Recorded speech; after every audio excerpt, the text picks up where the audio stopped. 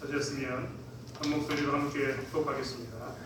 너희가 모든 일에 나를 기억하고 또 내가 너희에게 전하여 준 대로 그 전통을 너희가 지킴으로 너희를 칭찬하노라. 그러나 나는 너희가 알기를 원하노니 각 남자의 머리는 그리스도요 여자의 머리는 남자요 그리스도의 머리는 하나님이시라. 무릇 남자로서 머리에 못을 쓰고 기도나 예언을 하는 자는 그 머리를 욕되게 하는 것이요 무릇 여자로서 머리에 쓰는 것을 벗고 기도나 예언을 하는 자는 그 머리를 욕되게 하는 것이니 이는 머리를 미는 것과 다름이 없습니다. 만일 여자가 머리를 가르지 않거든 깎을 것이고 만일 깎거나 미는 것이 여자에게 부끄러움이 되거든 가릴지니라. 남자는 하나님의 형상과 영광이니 그 머리를 마땅히 가르지 않거든요. 여자는 남자의 영광이니라. 남자가 여자에게서 난 것이 아니라 여자가 남자에게서 났으며 또 남자가 여자를 위하여 지임을 받지 아니하고 여자가 남자를 위하여 지임을 받는 것이니 그러므로 여자는 천사들로 말미암아 권세 아래에 있는 표를 그 머리 위에 둘지니라. 그러나 주 안에 있는 남자 없이 여자만 있지 않고 여자 없이 남자만 있지 아니하니라. 이는 여자가 남자에게서 난 것 같이 남자도 여자로 말미암아 났습니다. 그리고 모든 것은 하나님에게서 났느냐. 너희는 스스로 판단하라. 여자가 머리를 가리지 않고 하나님께 기도하는 것이 마땅하다. 만일 남자에게 긴 머리가 있으면 자기에게 부끄러움이 되는 것을 본성이 너희에게 가르치지 아니하느냐. 만일 여자가 긴 머리가 있으면 자기의 영광이 되느냐. 긴 머리는 다른 것을 대신하여 주셨기 때문이다. 논쟁하려는 생각을 가진 자가 있을지라도 우리에게나 하나님의 모든 교회에는 이런 관례가 없느냐. 아멘.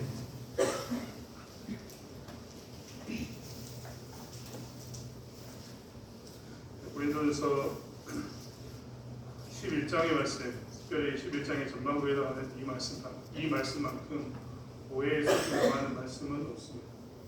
그동안 교회는 이 말씀에 대해서 잘못된 해석으로 남자와 여자의 서열을 정하는 그런 서열 중심의 이야기를 정말 하기도 했습니다. 하지만 오늘 본문의 말씀은 서열을 따지는 말씀이 절대 아닙니다. 남자가 머리 위에 있다, 이런 말이 절대 아니라는 겁니다. 오늘 본문의 말씀을 볼 때 그렇기 때문에 우리는 좀 더 유의해서 집중해서 보아야 하는 것을 보게 됩니다. 도대체 오늘 본문의 말씀을 통해서 남자와 여자 그리고 그리스도와 하나님이라는 이런 이야기를 통해서 도대체 사도 바울은 고린도 교회에게 무슨 말을 하고 싶었던 걸까요? 하나님은 고린도 교회에 어떤 문제를 해결하고 싶었던 것일까요? 우리는 계속해서 고린도 교회가 정말 문제가 많은 교회였다라고 계속 듣고 있습니다. 이 문제는 그렇기 때문에 어떤 문제가 있었는데 그 문제에 해당하는 답은 이런 것이다. 하나님의 뜻은 이런 것이다 라는 말씀이지 결코 서열을 정하거나 하는 것은 절대 아니라는 겁니다. 특별히 우리는 고린도전서 10장의 말씀 그리고 그 이전의 말씀을 통해서 계속해서 사도 바울이 말하는 것은 무엇이냐면 어느 게 하나님께 영광이 되느냐 이 이야기를 하고 있다는 것에 주의해야 합니다. 오늘 본문의 말씀도 그렇기 때문에 어느 것이 교회가 하나님께 영광이 되는 행동이냐 이 말씀을 하고 있는 것이지 결코 누가 높고 누가 낮고 어떻게 해야 하고 하는 서열을 이야기하는 것은 절대 아니라는 것을 알 수 있습니다. 고린도 교회는 사실 우리가 생각한 만큼 문제가 많은 그런 교회였지만 반면에 고린도 교회는 하나님의 말씀을 잘 지키고 살았던 교회이기도 합니다. 이전의 말씀은 그렇기 때문에 사도 바울은 이렇게 표현했습니다. 너희가 모든 일에 나를 기억하고 또 내가 너희에게 전하여 준 대로 그 전통을 너희가 지킴으로 너희를 칭찬하노라 라고 말입니다. 사실 여기서 말하는 전통이라는 것은 우리가 가지고 있는 전통, 관습을 이야기하지 않습니다. 사실 우리는 살다 보면 어떤 의도와 목적을 가지고 그럼 우리가 이렇게 해보자 라고 이야기하는 경우가 많습니다. 그런데 그것이 시간이 지나다 보면 어떻게 되느냐, 왜 그렇게 시작했는지 어떤 목적을 가졌었는지를 잊어버리고 껍질만, 형식만 남아서 전통이라는 이름으로, 관습이라는 이름으로 남을 때가 너무나 많습니다. 그래서 어떤 데는 우리 문화 가운데서 당연히 그래야지라고 생각했던 것들이 사실은 왜 그런지도 모르고 그러고 있는 그런 경우가 너무나 많습니다. 사도 바울이 말하는 지금 내가 너희에게 전하여 준 대로 그 전통을 너희가 지킴으로 칭찬한다 말은 이 말에서 전통은 우리가 말하는 이런 관습과 혹은 우리가 알지도 못하게 형식만 지키고 있는 그런 전통을 말하지는 않습니다. 특별히 초대교회 그러니까 예수님의 살았던 시대에 바리새인들과 서기관들과 사두개인으로 표현되는 이 교회의 지도자들은 자기들도 모르는 전통과 형식을 많이 가지고 있었는데 이런 전통과 형식을 말하는 게 절대 아닙니다. 이것은 무엇이냐면 고린도 교회의 사도 바울이 남아있으면서 계속해서 말씀을 가르쳤고 하나님 뜻이 무엇인가를 공론했는데 그것을 기억하면서 안간힘을 쓰면서 말씀대로 살려고 하는 그 전통을 이야기하고 있지 우리가 알고 있는 그런 잘못된 습관이나 관습을 이야기하고 있지는 않다는 겁니다. 아무튼 고린도 교회는 이렇게 사도 바울이 전했던 말씀을 사도 바울을 통해서 하나님이 전했던 말씀을 정말 기억하려고 노력했고 그것을 지키려고 노력했던 교회가 분명했습니다. 하지만 3절의 말씀은 뭐라고 나왔냐면 그러나 나는 너희가 알기를 원하노니 라고 표현합니다. 너희들이 알아야 되는 것이 또 하나가 있었다. 잘 지켰는데 그동안 내가 전해준 말은 잘 지켰는데 이제 너희들의 삶 가운데서 한 가지 오해하는 것이 있다라고 또다시 이야기하고 있다는 겁니다. 그것은 무엇이냐면 각 남자의 머리는 그리스도요 여자의 머리는 남자요 그리스도의 머리는 하나님이시라라는 이 말씀에 대한 오해입니다. 이제 3절부터 사도 바울은 설명하고 있습니다. 너희들이 오해하고 있는 말씀은 이 말씀입니다. 내가 전했던 그 말씀을 잘 지켜서 하나님의 뜻 가운데 너희들이 잘 서고 있는데 그 중에 잘못된 것이 여기에 있다라고 이야기하고 있습니다. 3절의 말씀에서 우리가 먼저 생각해 봐야 할 것은 남자의 머리는 그리스도요 여자의 머리는 남자요 그리스도의 머리는 하나님이시라는 이런 서열이 절대 아닙니다. 제일 밑에 여자가 있고 그 위에 남자가 있고 남자 위에 그리스도가 있고 그리스도에 하나님이 있다. 이런 의미가 절대 아니라는 겁니다. 여러분 우리는 머리라는 말을 참고해 보아야 합니다. 우리는 언제 머리라는 말을 쓸까요? 속된 표현으로 속어인데 우리 대빵이야 라고 이야기했던 것은 무엇일까요? 우리의 우두머리다 라고 표현했던 것은 무엇일까요? 사실 머리라는 표현에는 여러 가지 의미가 들어있습니다. 막연하게 그냥 머리다 이런 의미가 아니라는 겁니다. 물론 1차적으로는 머리를 의미하지만 그 의미 안에는 여러 가지 의미가 들어있는데 사실 머리라는 표현은 우리가 잘 생각해보면 첫 번째로 기원을 의미합니다. 거기서부터 시작됐다. 그렇지 않습니까? 우리는 원조를 따지는데 사실 우리의 머리라고 했던 그 머리에는 기원을 포함하는 말들이 들어있다는 겁니다. 즉 그리스도의 머리는 하나님이요 라고 표현하는 것은 그리스도가 하나님보다 못하다 이런 이야기가 아니지 않습니까? 그리스도께서 어디서부터 출발했는가 어디서 보냄을 받았는가 이런 의미가 되는 거죠. 두 번째는 통치의 의미이기도 합니다. 통치의 의미라는 것은 무엇이냐면 머리가 다스리고 통치하는 기관이다라는 의미가 들어있습니다. 그래서 수뇌부라고 표현하는 단어가 무엇입니까? 수뇌부. 그 수뇌부의 숫자는 머리를 뜻하는 머리를 의미하는 숫자, 머리를 의미하는 모습입니다. 즉 이렇게 우리는 통치의 의미로 무엇을 쓰냐면 머리라는 단어를 쓰고 있다는 겁니다. 몸이 머리의 통치를 받아야 정상적인 힘을 발휘하는 것처럼 교회가 이런 모양으로 서면 힘을 얻는 것에 대해서 설명할 때 교회의 머리라고 표현합니다. 교회의 머리라는 것은 그래서 우리는 그 머리의 통치 가운데 있었을 때 건강하다라는 의미가 됩니다. 오늘 말씀드린 것처럼 그리스도의 머리는 하나님이시다 이 말도 다시 설명을 해보면 또 이렇게 해석이 됩니다. 그리스도가 하나님의 말씀에 순종했을 때 힘이 된다 이런 말이 되는 거죠. 하나님이 통치 가운데 있었을 때 힘이 된다라는 것이 됩니다. 사실 우리는 주기도문을 잘 알고 있지만 주기도문에 보면 아버지의 뜻이 이루어지기를 항상 구합니다. 그 대표적인 사건이 겟세마네 동산의 기도가 아니겠습니까? 나는 정말 그 길을 가기 싫은데 정말 나는 그 길을 가고 싶지 않은데 아버지의 뜻이라면 제가 행하겠습니다. 그리고 그 겟세마네 기도를 통해서 그가 십자가의 길을 즉 하나님이 원하는 길을 갔을 때 그게 무엇이 됐습니까? 우리에게 능력이 됐습니다. 그게 우리에게 말하는 십자가의 능력이고 은혜가 되었습니다. 그래서 우리는 그 십자가의 은혜, 능력을 받아서 지금 자유를 누리고 살고 있습니다. 이럴 때 쓰는 것이 무엇이냐면 통치의 의미로 우리가 머리라는 단어를 쓰게 된다는 겁니다. 즉 하나님의 뜻 가운데 순종했을 때 능력이 나타나는 이런 의미로 그리스도는 하나님의 머리다. 그리스도의 머리는 하나님이시다 라고 표현한다는 겁니다. 세 번째로 의미하는 것은 권세를 이야기하고 있습니다. 권세. 우리 좀 전에 얘기했던 것처럼 우두머리 그리고 속된 편이었던 그 대빵이라는 말은 내 위에 누가 있다라는 것을 의미하고 있습니다. 즉 그 말을 다른 말로 표현해 보면 나는 지금 나보다 더 높은 사람의 통치 가운데서 그의 명령을 따르고 있다라는 말이 됩니다. 즉 나보다 원전의 존재가 있고 나는 그 밑에 있는 존재이다라는 것을 의미하고 있습니다. 사실 이 머리가 나라가 가지고 있는 이 기원, 통치, 권세의 의미를 한마디로 딱 압축해 보면 어떤 뜻이 있냐면 그 안에는 무엇이 들어있냐면 지도력, 지도자라는 의미가 들어있습니다. 이것은 무엇이냐면 내가 따르고 있는 그 분에게 내가 순종했을 때, 즉 그분의 질서 가운데 내가 있었을 때 나는 어떻게 된다고요? 나는 온전해진다라는 의미가 들어있습니다. 그렇다면 그 말씀을 가지고 다시 한번 우리가 3절의 말씀을 살펴봤으면 좋겠습니다. 각 남자의 머리는 그리스도시요 여자의 머리는 남자요 그리스도의 머리는 하나님이시다. 남자의 머리는 그리스도라는 말은 무엇이냐면 남자는 그 당시에 가장으로서 전체적인 집안의 모든 권력을 행사하고 대표했습니다. 여러분 지금 우리는 가부장적인 사회라는 말로 한국 사회를 이야기하기도 하지만 사실 한국보다 더 가부장적인 시대가 언제였느냐 1세기에 있는 이 그리스 로마 시대였습니다. 심지어는 이때 아버지의 권한은 어느 정도까지 있었냐면 자기의 아들을 죽이고 살리는 내 이 아들을 버리고 싶다면 아버지가 그냥 버려버립니다. 너희를 파고 싶으면 파버립니다. 죽이고 싶으면 죽여버립니다.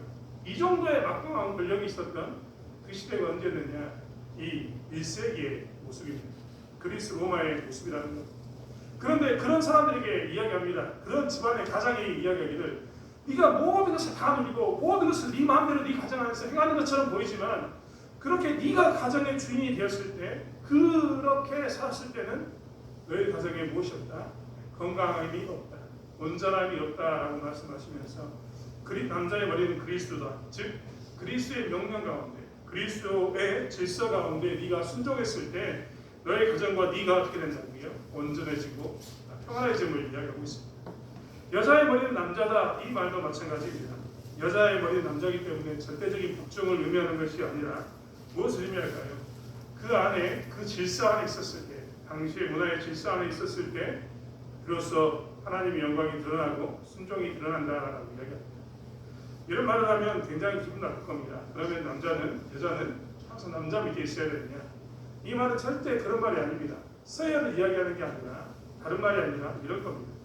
이제 그 다음 말씀까지 저희가 함께 듣고 난 뒤에 다시 한번 살펴봤으면 좋겠는데 4절의 말씀은 이렇게 남자의 머리는 그리스도, 여자의 머리는 남자, 그리스도의 머리는 하나님 이렇게 이야기하고 난 다음에 질서를 이야기하고 난 후에 갑자기 무엇을 이야기하냐면 물은 남자로서 머리에 무엇을 쓰고 기도나 예언을 하는 자는 그 머리를 욕되게 하는 것이요 물은 여자로서 머리에 쓴 것을 벗고 기도나 예언을 하는 자는 그 머리를 욕되게 하는 것이니 이는 그 머리를 민 것과 다름이 없느니라. 무슨 이야기를 하고 있냐면 부끄러움에 관한 이야기를 하고 있습니다.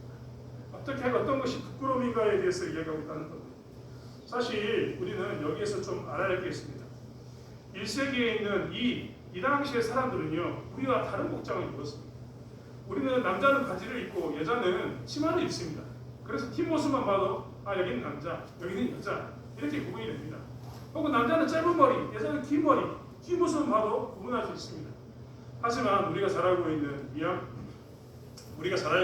미얀마, 동남아시아에 가면 남자들도 치마를 입습니다. 남자가 치마를 입으면 뒷모습으로 구분될까요? 안 될까요? 물론 골격이나 이런 게 구분이 되겠지만 구분하기가 멀리 있으면 어렵죠. 이 그리스와 로마 시대 고린도 지방에 있는 사람들은요 어떤 옷을 입었냐면 남자와 여자의 복장이 별 차이가 없었습니다. 둘이 지나가면 뒷모습을 멀리서 보면 이게 남자인지 여자인지 잘 모르는 그런 상황 가운데 놓일 때도 많았다는 겁니다. 그래서 이 당시에는 풍습이 있었는데 어떤 풍습이 있었냐면 여자들은 머리에 칼룸바라는 것을 이 머리에 썼습니다. 오늘날의 모자처럼 보이는 이 칼룸바는 어떻게 보면 오늘날의 그 중동의 히잡과 비슷한 어떤 의미를 가질 수도 있지만 이것을 쓰므로 인해서 어떻게 되냐면 나는 누구에게 속해 있다. 나는 결혼한 사람이고 나는 누구에게 속해 있는 사람이다라는 그런 의미가 됐습니다. 이 머리에 쓰지 않는 것이 그럼 왜 여자들에게 부끄러움이었느냐? 당시에 이 머리에 쓰지 않는 여자의 부류가 있었기 때문입니다. 머리에 이 칼룸바를 쓰지 않는 여자는 누구였냐면 첫 번째 이방 신을 섬기는 여제사장이었습니다.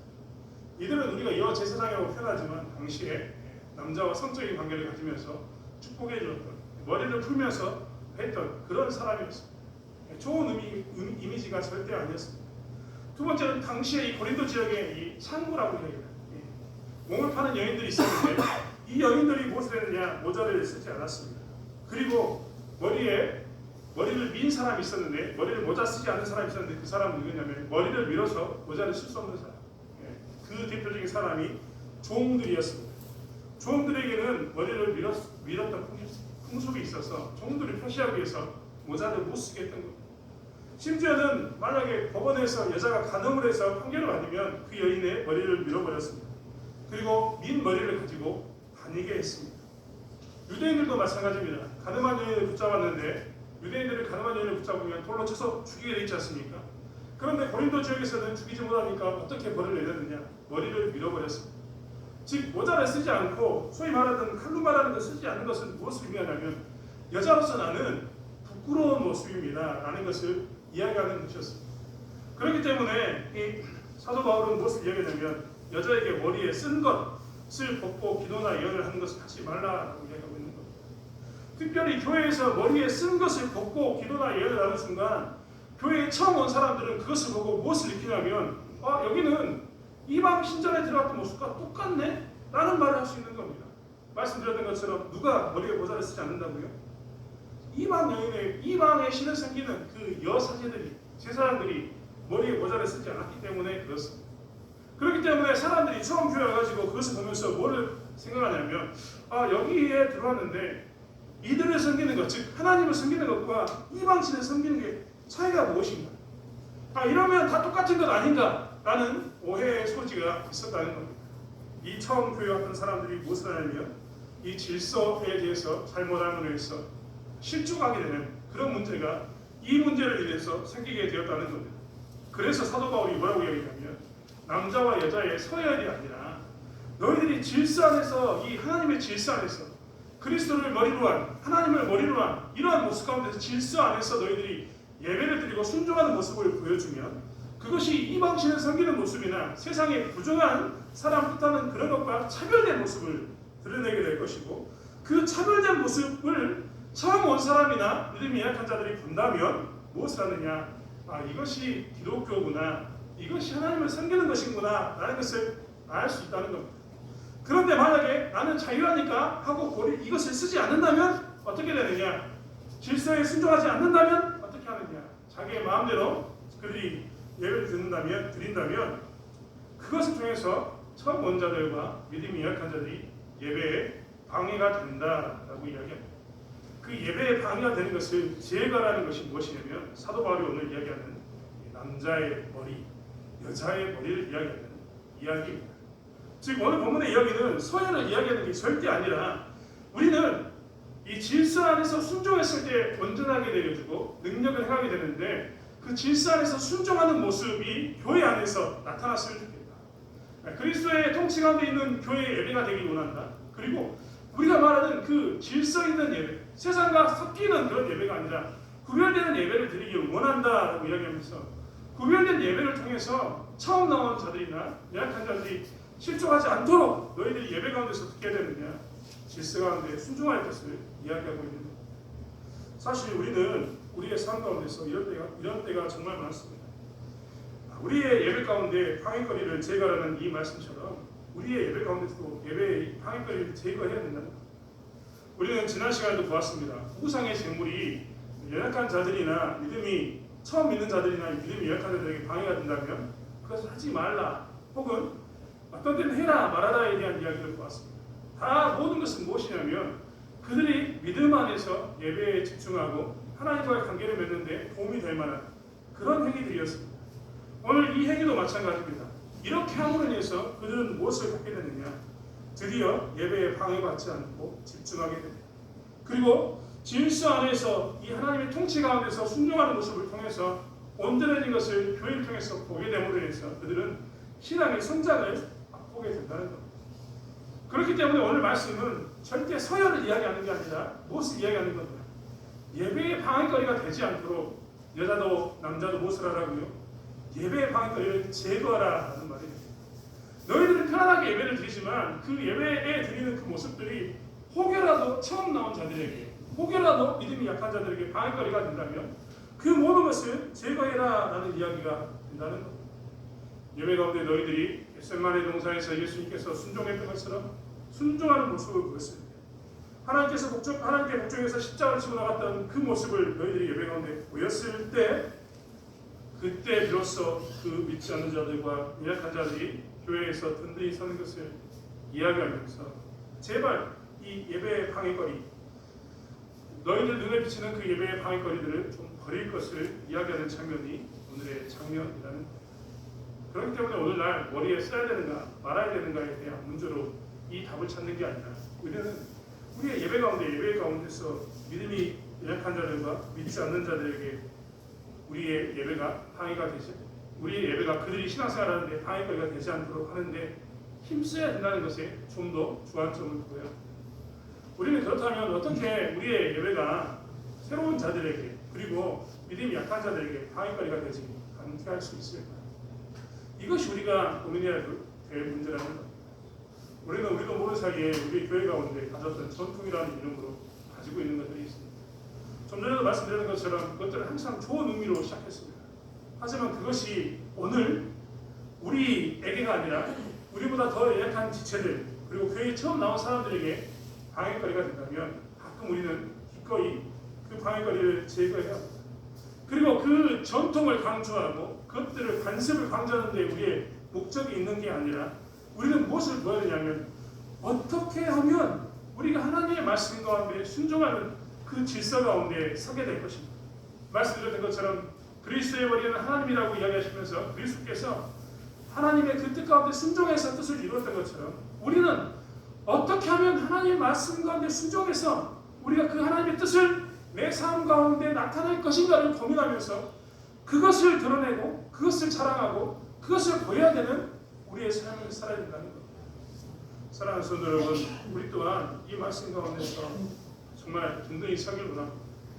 우리 교회가 가지고 있는 어떤 좋은 습관이나 관습 정말 유지하고 지켜야 되는 것이지만 그럼에도 불구하고 혹이라도 우리가 하고 있는 태도나 우리가 하고 있는 말이나 우리가 가지고 있는 전통 때문에 처음 나온 사람들과 믿지 않는 사람들이 예배에 나오는 것에 방해거리가 된다면 그 모든 것을 제가 그들을 위해서 우리의 예배를 세워나가다. 그리고 예배 가운데서 우리가 정말 잘하는 것은 말씀 가운데 순종하는 것임을 증명하는 그러한 삶을 살아가기를 원합니다. 한국 교회가 정말 많은 부분 좋은 점이 정말 많습니다. 존경하고 정말 본받을 것도 너무나 많죠. 잘하는 일도 너무나 많이 행하고 있습니다. 하지만 정말 조심해야 할 것은 새로운 사람들이 예배 가운데서도 은혜를 드리고 정말 이 예배 가운데서도 그들이 우리의 질서에 순종하는 모습을 통해서 신자는 저렇게 살아야 되는구나라는 것을 보일 수 있는 그러한 삶을 살아야 된다는 겁니다. 제가 이런 말을 이야기하면 또 뭐 남녀 차별이다 이런 말로 저를 또 공격할지도 모르겠습니다. 과거에 우리의 신앙의 선배, 특별히 목사님들이 여자들의 옷에 단정하게 입을 것을 이야기했습니다. 남자들은 교회에 올 때 옷을 저처럼 양복을 입을 것을 이야기했습니다. 좀 과한 면도 있죠. 아니 바쁘게 일하다 왔으니까 그런 모습 가운데 그냥 나오면 어떠느냐, 좀 따뜻함을 추구하면 어떠느냐, 수많은 이야기가 나올 수 있습니다. 하지만 그들의 마음을 우리는 오해해서는 안 됩니다. 과거에 우리의 선배 목사님들이 그리고 신앙의 선배들이 교회 나올 때 단정한 옷을 입고 그리고 여러 가지 모양으로 갖추고 나오라고 했던 이유는 무엇이냐면, 옷을 단정하게 입으라고 했던 이유는 무엇이냐면 그것이 예배의 방해거리가 되지 않게 해라라는 말이었습니다. 여자들의 옷을 단정하게 입으라 이 말은 정말 모든 사람들이 예배에 집중할 수 있도록 하나님께만 집중할 수 있도록 하라는 것이지 그것이 남자와 여자의 차별을 이야기하는 그런 것이 절대 아니었다는 겁니다. 남자들에게 굳이 양복을 입으라고 하고 단정한 옷을 입으라고 했던 이유도 사실은 거기에 있습니다. 혹여라도 우리의 그런 모습이 예배의 방해거리가 되지 않게 하기 위해서 그랬다는 겁니다. 뿐만 아닙니다. 교회에 일찍 나오고 늦게 나가는 것, 말하는 것, 행동하는 것 하나하나에 우리는 혹여라도 우리가 이것을 통해서 예배의 방해거리가 되지 않는지 살펴봐야 합니다. 그렇지 않습니까?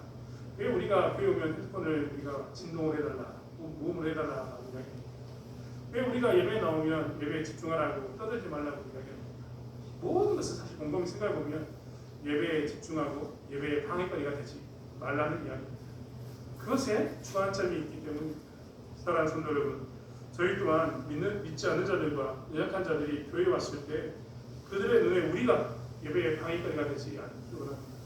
오히려 우리가 그리스도 안에서의 질서 안에 순종함을 위해서 이것이 복되구나, 이렇게 사는 것이 그리스도이구나, 그리고 이렇게 삶으로 은혜가 임하는구나라는 것을 증명하는 삶을 사는 저와 여러분이 되길 원합니다. 7절의 말씀은 계속해서 설명합니다. 뭘 설명하느냐? 남자는 하나님의 형상과 영광이니 그 머리를 마땅히 가리지 않거니와 여자는 남자의 영광입니다. 8절의 말씀은 남자가 여자에게서 낳은 것이 아니요 여자가 남자에게서 낳았으며 또 남자가 여자를 위하여 지음을 받지 아니하고 여자가 남자를 위하여 지음을 받은 것이니 라고 이야기합니다. 이 말은 계속해서 설명하기를 뭐라고 얘기했냐면 남자는 질서 가운데 순종했을 때 하나님께 영광을 드러낸다라고 이야기합니다. 여자는 남자의 갈비대에서 기원하였음으로 인해서 질서 가운데 있을 때 영광을 드러낸다 라는 말로 계속해서 하나님의 영광을 어떻게 드러내는가, 예배의 방해거리가 되지 않고 어떻게 하면 하나님께 영광이 되는가에 대해서 계속 이야기하고 있는 겁니다. 여러분, 그렇다고 해서 우리는 오해해서는 안 됩니다.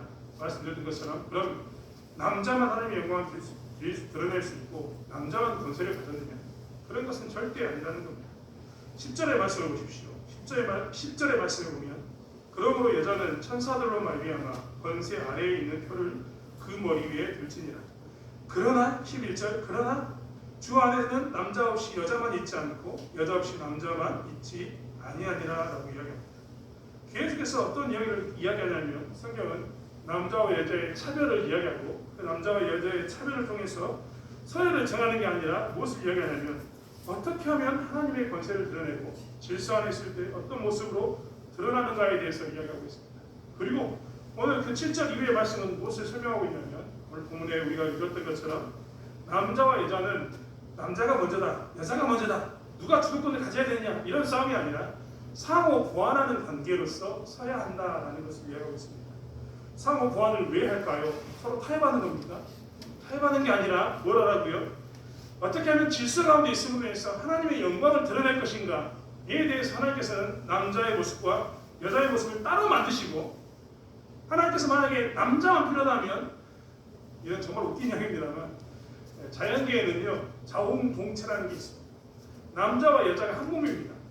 그 친구들은 함께 겸이할 필요가 없습니다. 그냥 자기가 자기를 분리해서 새끼를 낳습니다. 이런 것을 자웅동체라고 이야기합니다. 남자와 여자가 한 몸이라는 거예요. 그런데 하나님께서 우리는 남자와 여자로 만드셨습니다. 왜 만드셨는가? 늘 생각해보라는 거예요. 하나님 필요하다면 사람을 그냥 남자와 여자로 나누지 아니하시고 자웅동체, 그냥 한 몸으로 만들어서 그냥 분열하게 만들었을 텐데 굳이 남자와 여자로 만들었다는 겁니다. 오늘 본문의 말씀은 굳이 남자와 여자로 만들었는데 이것은 서로 상호 보완해서 무엇을 드러내라? 하나님의 영광을 드러내라, 이런 말이다 라고 강조하고 있는 겁니다. 예배를 드림으로 인해서 상호 보완적인 요소가 필요한데 그때 남자는 남자의 역할을 통해서 여자는 여자의 역할을 통해서 예배 가운데 상호 보완적인 역할을 하고 하나님의 영광을 드러낼 것을 말하고 있는 것이 오늘 계속해서 본문의 말씀이라는, 저희 오늘 본문의 말씀은 계속해서 무엇을 강조하냐면 어떻게 하면 하나님의 영광이 드러나고 어떻게 하면 하나님의 말씀에 순종하는, 즉 하나님의 권세가 드러나는 그 예배를 드릴 것인가, 너희들은 그것에 집중을 하고 그러한 모습 가운데 드려야 한다라고 이야기합니다. 16절의 말씀도 그래서 뭐라고 얘기하냐면 논쟁하려는 생각을 가진 자가 있을지라도 우리에게나 하나님의 모든 교회에는 이런 관례가 없느냐. 즉 이것에서 다른 말을 할 수 있는 사람이 있을지 모르겠지만 그 다른 말을 하지 말라라고 이야기하면서 우리에게 주신 말씀은 너희들이 예배가 방해가 되는가 되지 않는가, 예배를 통해서 너희들이 순종함으로 해서 하나님의 영광을 드러내는가, 질서 가운데서 순종을 통해서 온전함을 드러내는가에 있다는 것을 계속 강조하고 있는 것이 오늘 본문의 말씀입니다. 사랑하는 성도 여러분, 우리는 예배를 드릴 때 어떤 모습으로 드릴 수 있습니다. 하지만 우리는 다시 한번 우리의 예배를 살펴봐야 합니다. 난 남자로서 이 예배 가운데서 이 남자로서의 이 하나님 주신 은혜를 가지고 남자로서 가지고 있는 그 모습 가운데서 정말 하나님의 영광과 그 예배 가운데서 순종하는, 말씀에 순종하는 모습을 통해서 새로운 사람들에게 그것이 참됨을 보이고 있는, 나는 여자로서 정말 이 예배를 통해서 하나님의 영광을 드러내고 있는가, 나는 여자로서 하나님에게 주신 그 은혜를 가지고 질서 안에 순종함으로 인해서 하나님의 은혜를 드러내고 있는가를 살펴보아야 되는 것이 우리의 모습인 것을 예배는 그렇게 나를 위해서 존재하는 것과 동시에 남을 위해서 존재하는 것이고 나와 그리고 타자라고 이야기하는 모든 사람들이 하나님의 영광과 질서 가운데서 온전함을 경험하는 시간이 되어야 한다라고 이야기하고 있습니다. 사랑하는 성도 여러분, 교회는 남자가 높고 여자가 높다는 것을 말하고 있지는 않습니다. 남녀 평등을 또한 강조하는 것도 아닙니다. 남자나 여자나 지으신 목적 가운데서 하나님의 영광을 드러내고 남자에게 주신 기질과 특성, 사회적 지위 이런 것을 통해서 하나님께서는 어떻게 하면 그 남자가 질서에 순종함으로 하나님의 영광을 드러내는가를 보고자 하십니다. 여자에게도 마찬가지입니다. 여자에게 주신 그 기질과 특성 그리고 그들의 삶을 통해서 어떻게 하면 하나님의 영광을 드러낼 것인가를 보고자 하나님께서는 말씀하고 계신다는 겁니다. 그게 여자가 머리를 가리는 일에 대한 사도 바울의 강조점이고 분명입니다. 사랑하는 성도 여러분, 우리는 그렇기 때문에 질서 안에서 예배가 회복되어지게 해야 되고 예배에 방해거리가 없는 그런 삶을 살아야 되는 것이 우리의 모습인 것을 보게 됩니다. 다시 한번 내 삶이나 내 삶에서 내 말이나 행동, 내 삶이 예배의 방해거리가 되지 않도록 간간힘을 쓰고 새로운 사람이나 연약한 자들에게 내가 드리는 예배를 통해서 은혜를 끼치는 삶을 살아야 되는 것이 우리의 모습이라는 것을 놓치지 않기를 원합니다. 그리고 그런 세상과 구분된 예배를 드림으로 해서 정말 이곳에 가면 이런 예배를 드릴 수 있구나라는 것을 드러내므로 해서 하나님의 영광을 드러내는 저와 여러분이 되길 원합니다. 기도하겠습니다. 하나님, 우리는 질서 안에서 예배를 회복하기를 원합니다. 하나님, 우리는 정말 교회 안에서 남자와 여자의 관계를 보는 서열을 정하는 그런 행위가 아니다. 오늘 말씀을 통해서 어떻게 하면 나는 예배의 방해거리가 되지 않는가를 살피게 하나님 붙잡아 주실 줄 믿습니다. 특별히 당시의 풍습 가운데서 그렇게 함으로 인해서 하나님의 영광을 가졌던 모든 것들이 예배 가운데서 제거되어야 된다라고 말씀하셨던 것처럼 우리 또한 모든 세상 것을 제거하고 하나님 말씀에 순종했던 그 그리스도를 머리로 한 하나님을 머리로 한 예배를 드릴 수 있도록 붙잡아 주시기를 합니다. 또 하나보다는 우리가 그렇게 세상과 구분된 예배를 드림으로 인해서 세상 사람들이 하나님의 영광을 보는 그런 예배를 드릴 수 있도록 저희를 사용해 주시길 원합니다. 하나님께서 함께 하실 줄 믿습니다. 감사드리며 예수님의 이름으로 기도드렸습니다. 아멘. 주의 앞에 강구드리겠습니다. 전남 제1로